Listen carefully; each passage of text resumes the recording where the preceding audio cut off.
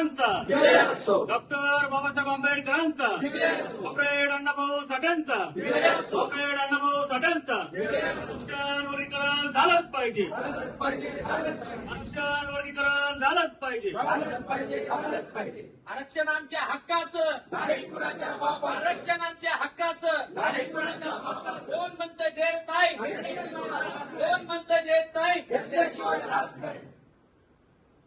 आरक्षण वर्गीकरणाचा विजय असो आरक्षण वर्गीकरणाचा विजय असो हाच निर्णय जर आरक्षण वर्गीकरणाच्या विरोधामध्ये गेला असता तर काय झालं असतं? हा निर्णय जर सुप्रीम कोर्टात आमच्या विरोधात गेला असता, आमचं ऐकून तरी घेतलं असतं का? आम्हाला मारला असता अक्षरशः. हरामखोरा, तू कायद्यापेक्षा मोठा आहेस का? तू संविधानापेक्षा मोठा आहेस का?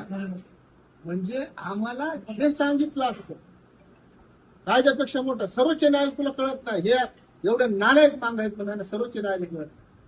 आम्हाला अशा तुम्ही शिव्या दिल्या असतील आणि आता निर्णय आमच्या बाजूने आलाय तरी आम्हाला शिव्या. पोतराजाचे फोटो टाकायले, देवकर्णीचे फोटो टाकायले, तुझे ह्याचे टाकायले. अरे त्याच्यासाठी तर आम्हाला वर्गीकरण पाहिजे ना. हे कोण कमी करणार आहे, कोण घालवणार आहे? पोतराज की हे सगळ्या गोष्टी आम्हालाच पाहिजे.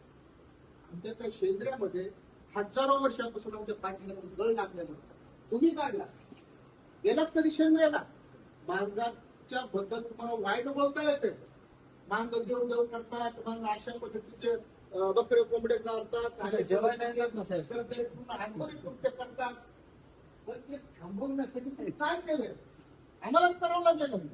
आमचे डबडे फोडण्यासाठी पुन्हा पुढाकार घेतला गोखले साहेब. आमच्या पोतराजाचे केस कापण्यासाठी पुन्हा पुढाकार घेतला गोखले साहेब. तुम्ही काय केलं?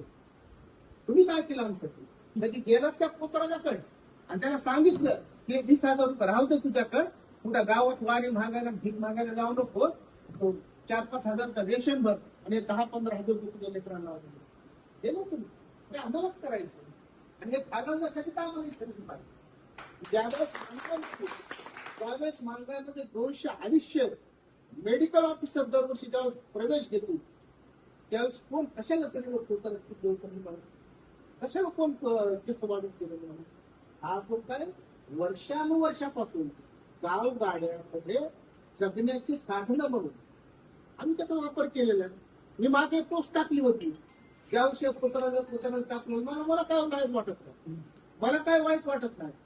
ज्या पोतराजाच्या धोरणीमध्ये असलेलं पीठ असेल किंवा डाळदाणा असेल, त्या डाळदाण्यावर आमच्या हजारो पिढी आमच्या ते खाऊन जगले.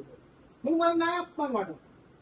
मी अशी टाकली, काय आमच्याच लोकांनी म्हणले तुम्ही कशाला समर्थन करायला येत? मग अरे त्याची काय आपल्याला पोतराज म्हणून त्याची लाज वाटू देऊ नका. हा, ते बंद झालं पाहिजे यासाठी प्रयत्न, पण त्याची लाज अजिबात बाळगू नका. होय पोतराज, हो मी पोतराजाचा नातू आहे. या सभागृहामध्ये बसलेला एकट्याही माणसानं सांगावं की पोतराजाचं माझ्या पुऱ्या खानदानीमध्ये जवळ सुद्धा कुणीच नाही म्हणून एक माणूस सुद्धा सांगू शकतो. कुणाचं तरी आज आहे, कुणाचं तरी मामा आहे, कुणाचं तरी चुलत मामा आहे, कुणाचं तरी साडू आहे.